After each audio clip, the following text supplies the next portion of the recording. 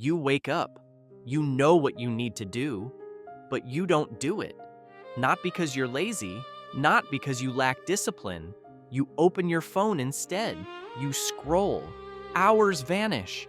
And the entire time, there's this voice screaming inside your head. Do the thing. Do the thing. But you can't. Your body won't move.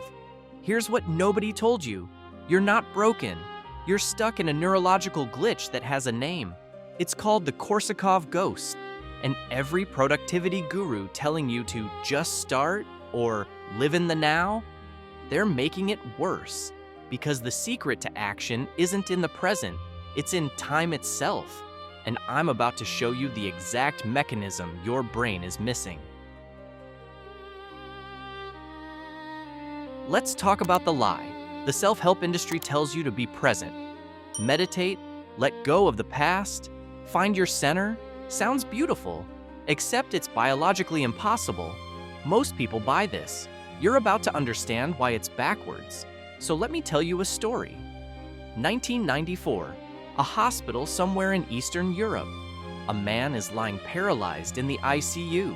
He's conscious, fully aware, but his body is frozen. Guillain-Barré syndrome. He can't move, can't speak. He can only watch. His roommate is a man named Igor. Igor has Korsakov syndrome. Now, Igor isn't what you'd expect. He's intelligent, articulate. He walks around, he cracks jokes, he seems completely normal. Except for one thing, his memory resets every 30 seconds. Every night, the paralyzed man hears the same sound. Click, click, click. Igor's slippers on the tile floor, walking, pacing the hallway, back and forth, all night long. One night, he finally asks, Igor, what are you doing? Igor smiles. I'm walking my dog, Lima. There is no dog. Lima died years ago, but Igor doesn't remember he's in a hospital. He doesn't remember the walk even started. He's trapped in a 30-second loop, forever, a ghost walking a ghost dog. This is what happens when you sever the past from the future. You become a ghost. And here's the biology. Your brain doesn't live in the now. Action requires a future, a goal, something to move toward. But the future can only be built from the past, from memory. No past, no future. No future, no action. This is called paralysis of will. The medical term is abulia. And you? When you sit there, staring at the blank page, knowing you should write but you can't, when you know you should go to the gym but your body feels like concrete, you're in a Micro-Korsakov state. Your brain has lost the thread connecting yesterday to tomorrow. So today becomes meaningless. You're not unmotivated, you're temporarily disoriented, and you don't need more motivation. You need to repair the time bridge. This is not theory. This is the exact 4-step protocol to cure temporal paralysis. And if you skip any step, you stay stuck. Step 1. Diagnose the void. Stop calling yourself lazy. You're not weak. You're not undisciplined. You're temporally disoriented. Your brain literally cannot see the future for this specific task. So here's the test. Right now, 30 seconds.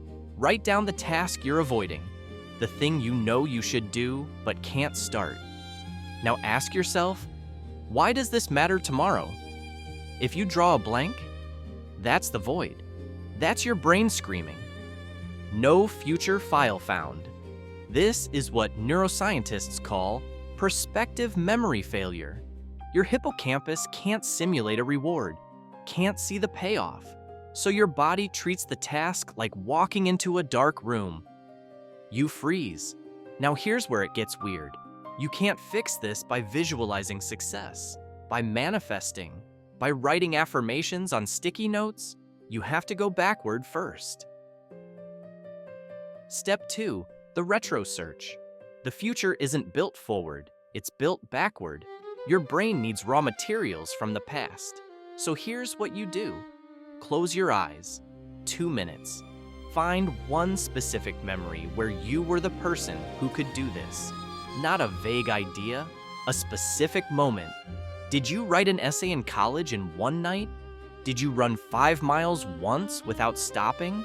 Did you learn a language? Build something with your hands? Go back there. Get tactile. What room were you in? What did it smell like? How did your body feel? This is retrospective memory activation. You're giving your hippocampus a template. Your brain sees, oh, I've done hard things before. The future stops being abstract. It becomes possible. Most people skip this step. They try to manifest a future they have no proof they can create. That's why affirmations fail. You're building a house with no materials, but memory alone isn't enough. Step 3 is where you build the bridge. Step 3, construct the bridge. Action doesn't start in the present. It starts when you link yesterday to tomorrow. So here's the tool. Write this sentence down, say it out loud 3 times. Because I, past action, I will, future outcome. Examples: because I wrote 1,000 words before, I will finish this chapter by Friday. Because I survived that breakup, I will build a better relationship. Because I lifted weights once, I will be stronger in 6 months. This is called temporal binding. You're forcing your brain to see the thread, past, present, future. Suddenly, the now isn't empty. It's the inevitable mechanical bridge between 2 points.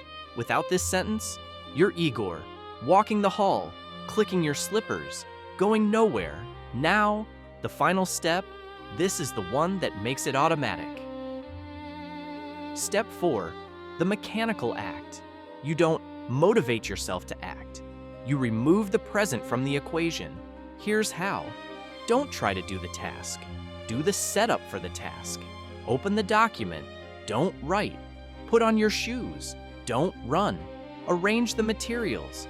Don't start. Set a timer for 2 minutes. Stop when it beeps. This is friction removal. Your brain isn't resisting the work. It's resisting the startup cost. By preloading, you collapse the gap between past and future. Tomorrow, when you sit down, the bridge is already half built. You don't start, you continue. This is how every deep worker operates. Hemingway used to stop mid-sentence, not because he was tired, because he knew the next day he wouldn't have to start. He'd just finish the sentence, the thread was already there. This isn't a hack. This is who you are now. You are not someone who lives in the present. You are someone who exists as a trajectory. Most people are ghosts, walking the hall, clicking their slippers, wondering why they can't move forward. You're not them anymore, because here's the truth.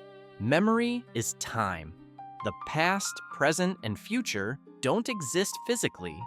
They're simulations your brain runs now, and you just learned how to run the simulation correctly. You don't push from the present, you pull from the future, anchored in the past. Now go build the bridge.